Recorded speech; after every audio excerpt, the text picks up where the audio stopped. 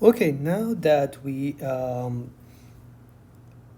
found the solution for the x parameter, the x variable, now I want to solve the second equation to get the, and this is the second equation, to get the time dependence of the final solution of this PDE.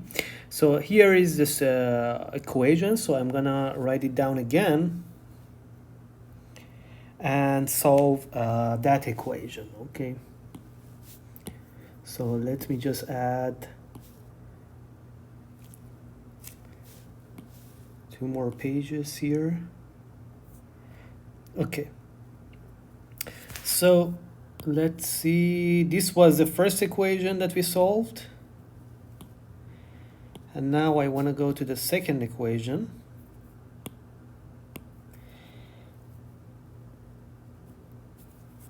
So second equation for time here. So the second equation was t double prime plus c square lambda square t equals to 0. So as you see, similar to the previous one, which was x double dot plus lambda square x equals to 0, this one is also looks like a Sturm Liouville problem, and so this one is also a SL problem, Sturm Liouville problem. Okay, so I'm gonna propose a solution in the form of TT equals to AN cosine lambda nt plus Bn sine, and here you have to have a c lambda nt, because here we have c lambda square. So rather than just lambda n, I'm going to write c lambda, so c lambda nt. And this is going to be a proposed solution for this equation. And so now I want to, I don't know an and bn, I'm going to find those coefficients. But before that, I want to write the whole solution of the problem. So the whole solution of the problem is ux and t, x, the function of x, and t, capital T, as a function of t, multiplied by each other, right? So this was actually the first thing that we proposed here as a separation of variable. And you can see it, let me show it here.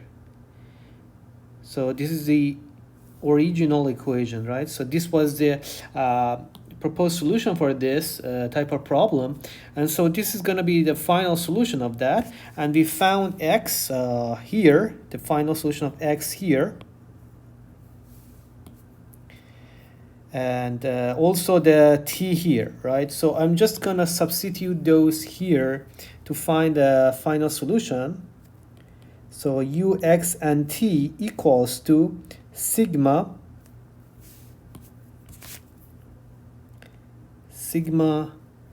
n equals to 1 to infinity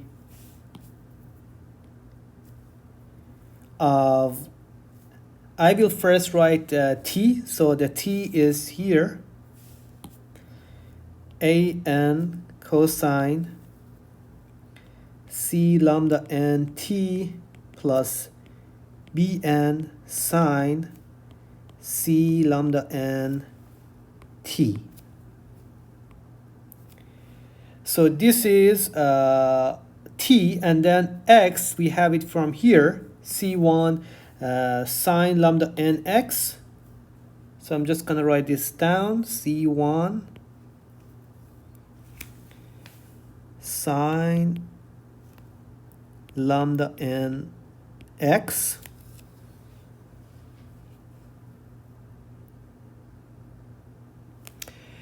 and I'm gonna define capital AN as C1 AN. So I'm gonna multiply this C1 AN and C1 and then define AN, and capital BN, I'm gonna define it as C1 BN, right? So I'm gonna multiply BN by C1 and then define this. And what I'm gonna get finally is this equation. So I'm gonna get U, X, and T. The solution of this PDE is sigma n from 1 to infinity of AN cosine C lambda n t plus Bn sine C lambda n t times sine lambda n x, right?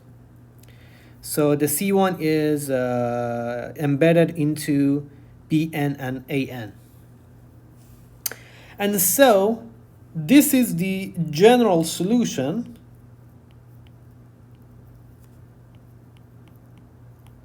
to this problem.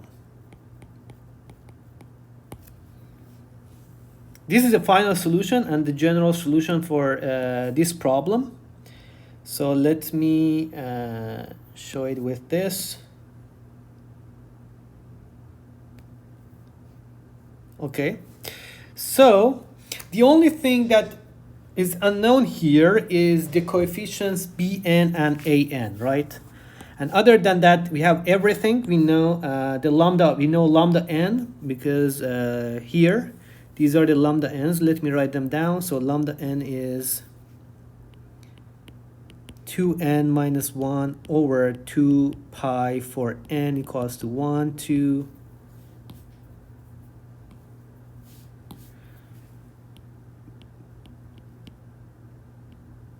etc., right?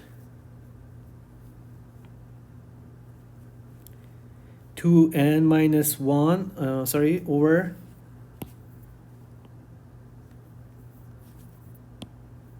made a mistake.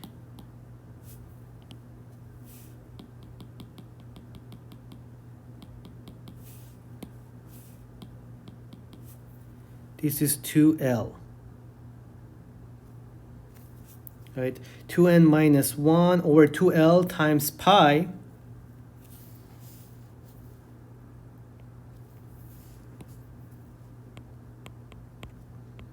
for n equals to 1, 2, etc. Okay, so this is lambda n, and also I know,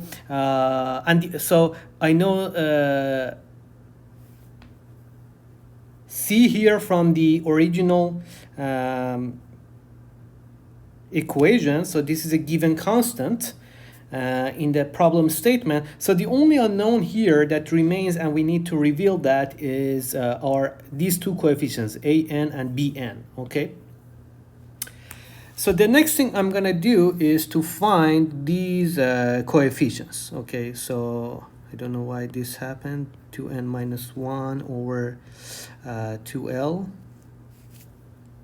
okay? So let me start that with this. So to find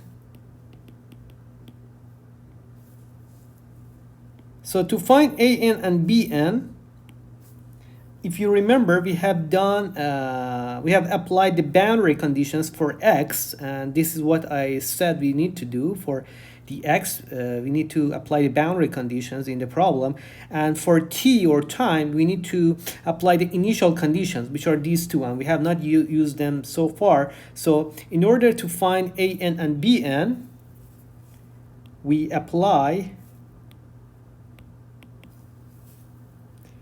initial data and use the fact that eigenfunctions of a SL Sturm-Liouville problem are orthogonal, right? So we will use these two facts, and then we will with two methods to find an and bn. Okay, so I'm gonna apply the initial data first, initial conditions, and then I'm gonna use the fact that eigenfunctions of a Sturm-Liouville problem are orthogonal. Okay, so first let's see the initial conditions here. What are the initial conditions of the problem? So if you see the initial condition in the problem statement is given here. So I'm just gonna write them down and then apply them to this solution that I have. So the initial condition, the first one is u at x and time 0 is a given function u naught x. So let's see what does this imply. So u at x and 0 from this solution that we have here is gonna be sigma n from 1 to infinity of the second term is going to be 0, right? Because sine of 0 is the sine of 0 at time 0 is 0, so this is going to be 0.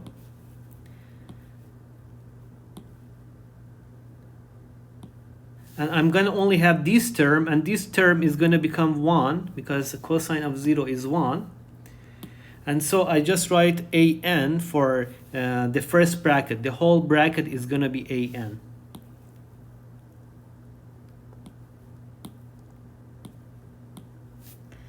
So I'm going to write an times sine lambda n x equals to u naught x, a given function. Okay, I use this fact, and then the other thing is multiply. I want to use the fact that the eigenfunctions of a SL problem are orthogonal, so I'm going to multiply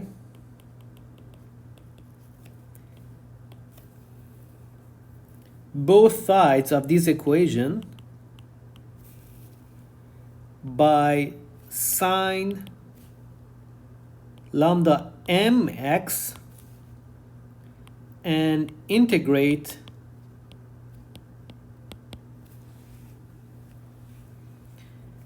over the domain. So this is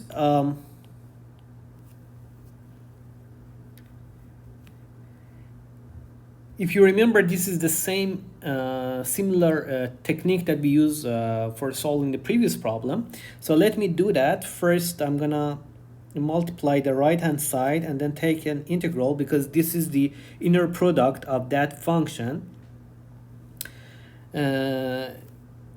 u0x sine and multiplied by sine lambda mx dx equals to, and then the left hand side is going to be integral of 0 to L of the first term. First term is a1 sine lambda 1x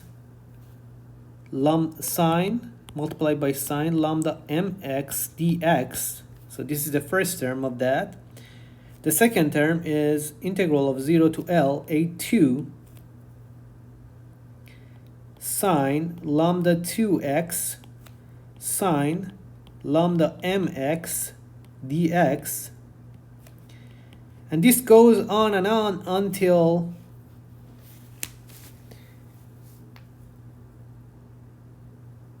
until integral of 0 to L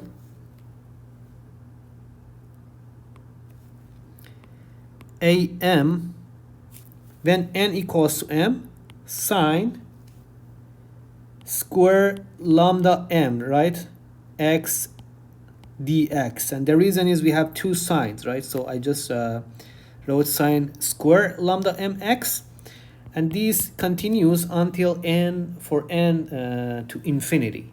Okay, so I can write the and so this is the sum of the this function when we multiply that. So as you see, because of the orthogonality of the eigenfunctions for a SL problem, all the eigenfunctions that are not equal to each other should be orthogonal to each other. So these terms should all become zero, right? Because u, for example, 1 and um equals to 0. They are orthogonal for m not equal to 1, right? So if m not equal to 1, u1 and um should be 0. The same thing for here. This one also should become 0, and all the terms become 0 except this term, right? Except this term, all of them become 0 because of the fact that the solution of eigenfunctions of a Sturm-Liouville problem are orthogonal. So we can say that the integral of 0 to L of u0x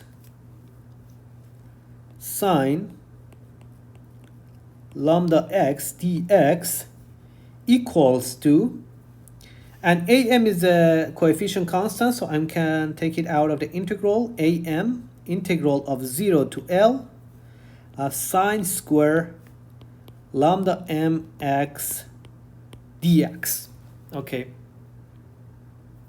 And this is an integral that you can find by some trigonometric manipulations, and it's an easy integral. You can find it, and if you calculate this integral, the answer for this integral is gonna be L over 2. Okay, and you know that lambda m, just to give you again what it is, because you have everything here, so you can easily calculate this either from trigonometric formulas or from if you plot it in some numerical software. So 2n minus 1 times pi over 2l, so n is gonna be 2m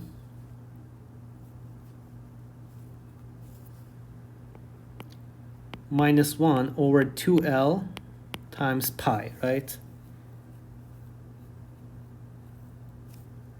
Yes.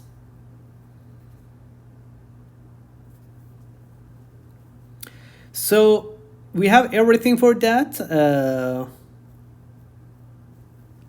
and we can find this integral, and the answer for this integral, if you calculate that, is gonna be L over 2. Okay. And so here we found am. The am was one of our unknowns, okay, the ones that we wanted to find out here in this equation, right? An and bn. So based on this integral, we can find am. So am is gonna be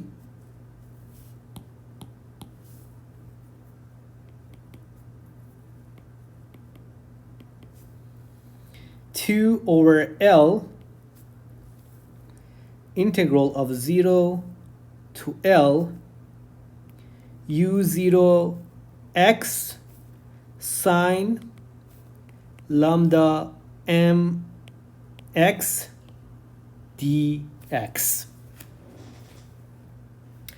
And we can just change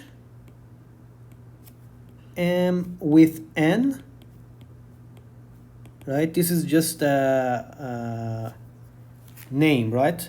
And then we get an equals to 2 over L integral of 0 to L u0x sine lambda nx dx.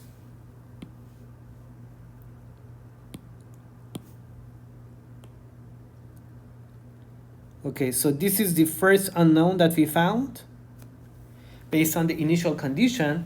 And for finding the other coefficient, we need to apply the other initial condition that we had. So apply the second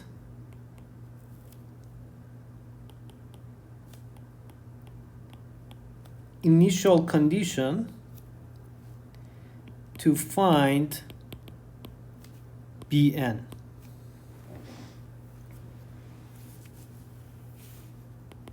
Okay, let's see how we can do that. So the second initial condition, if you see here, is a Newman type bound initial condition. Is the based on the derivative. Okay, so the derivative, the first derivative with respect to time is given. So let's have this partial u over partial t at x and 0 is given as u1 x. So partial u over partial t equal. So I want to, in order to apply this one, I need to calculate partial u over partial t for this function that we found. So I'm just going to take the derivative with respect to time. So the first one is going to be minus sine of if you take the derivative, I'm just going to write it briefly here, and then we're going to write it down there. So the first one is going to be minus c lambda n sine, right? And then this one is going to be c lambda n cosine, right? So if you take the derivative with respect to time, this is what you are going to get. Okay, so I'm just going to write this down. The first derivative is sigma 1 n to 1 to infinity of the first one is minus a n c lambda n sine c lambda n t plus the second one, which is bn c lambda n cosine c lambda n t, and the whole thing multiplied by sine lambda n x.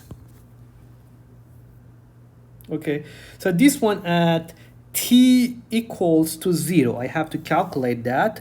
So at t equals to 0, this one is gonna be 0, right? And this one is gonna be 1. So I'm gonna have, and this equals to u1x, so partial u partial t at x and 0 equals to u1x, and this equals to sigma n equals to 1 to 1 b infinity of bn c lambda n sine lambda n x. Okay, And I'm going to use a similar technique here by using this multiplication by both sides by sine lambda mx and finding the coefficients by using the orthogonality fact. So I am not going to write down all the integrals again, but I'm just going to write similarly using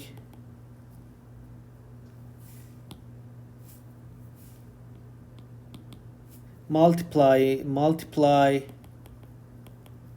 by sine lambda mx and integrate to get. So if you do this, you will get similarly this one, bn equals to, and here we had 2 over L, and here instead of we also have C here because we have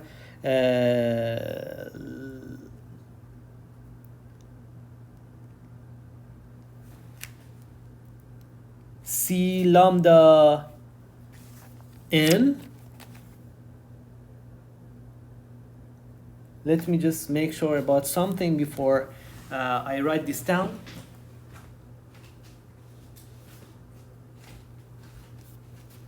Yeah, so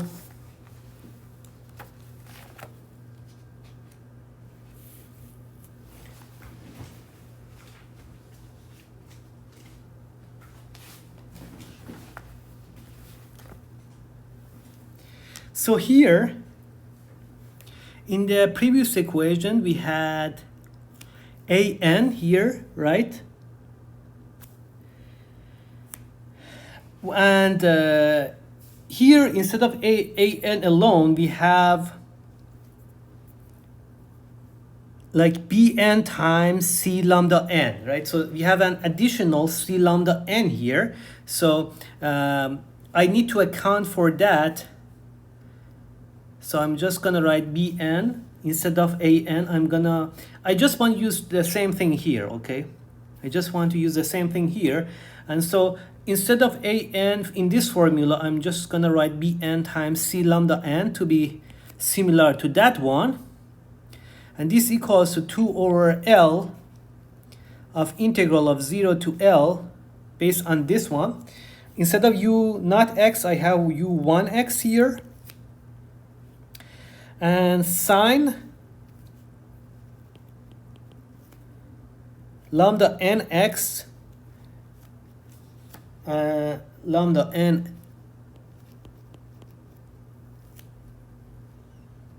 x dx, right?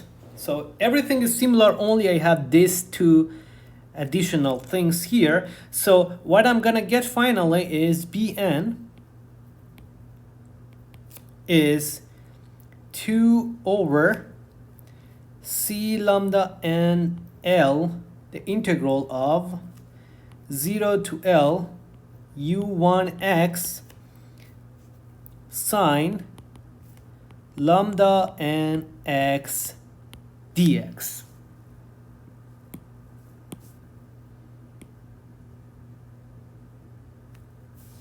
And this is the last unknown that we found. And lambda n, as I said again, and I'm just going to write it down, 2 is 2n minus 1 over 2l times pi. Okay, so we have closed this system and we have found all the solutions, all the coefficients based on the given functions in the problem statement, right? So in the problem statement we had this initial condition, u not x, this was given, u1x is given, these boundary conditions are also given to us, and we have this equation. Okay, so let me just briefly review what we have done. So here we have a wave equation now instead of the, if you remember the last example that we solved was a heat equation, right? The difference with the previous equation, if you notice, if you remember, is that previously we had the first derivative of u with respect to time was equal to second derivative with respect to space, and now we have the second derivative of u with respect to time, and so this is going to give me a wave equation. Okay, so the wave equation, we had these two boundary conditions were given to us, a fixed end and also the initial conditions, and we showed the analogy of this problem to this beam that has a fixed end at the left hand side and a free end on the right hand side. Okay, we started to solve this with separation of variable technique. We proposed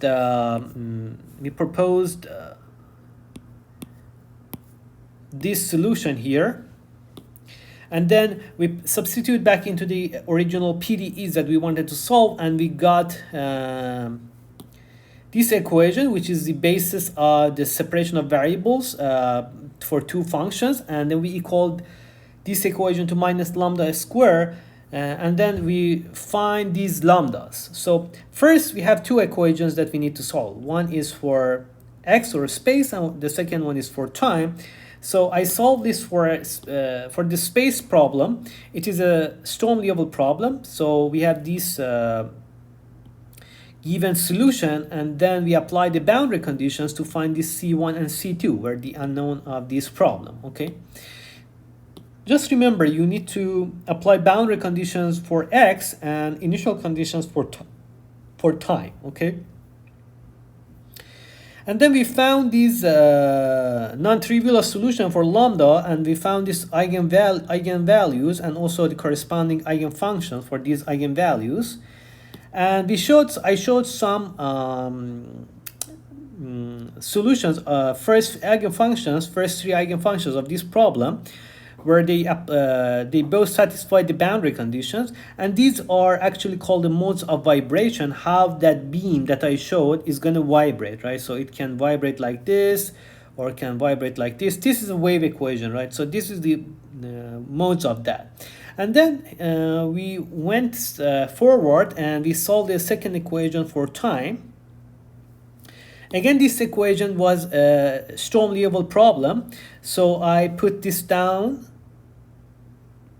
I had this solution for that. And then I put all the functions of x, found functions of x and t together, and I will get this one. And by just redefining these variables a n and b n, I'm gonna get the final solution of my PDE, which is this solution. And the only unknowns in this problem are these two coefficients a n and b n. Okay, so the next steps were to find this a n and b n, and in order to find a n and b n, I used the fact that I applied the initial conditions for both of them, and then I use the fact that the eigenfunctions of a Sturm-Liouville problem are orthogonal. And using that fact, multiplying by both sides, a similar technique to previous time, by sine lambda mx and integrating over the full domain, all these terms are going to cancel out except the term where I have lambda m. And then I said that you will get finally to this equation, and you can calculate this integral. You have everything here, and you're going to get L over 2.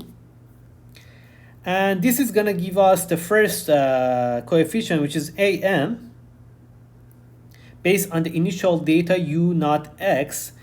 And for finding the second coefficient, we use a similar trick, and then we are going to get Bn based on the second initial data u1x.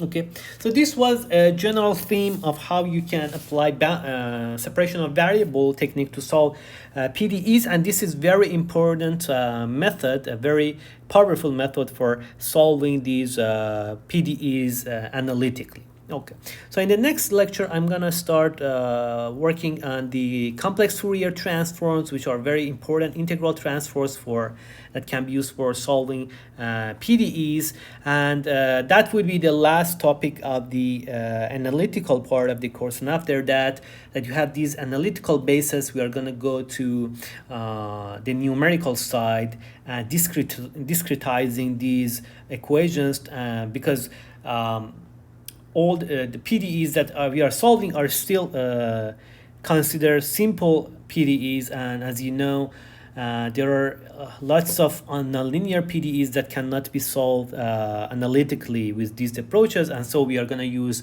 numerical approaches to solve those type of PDEs. Okay, thank you very much.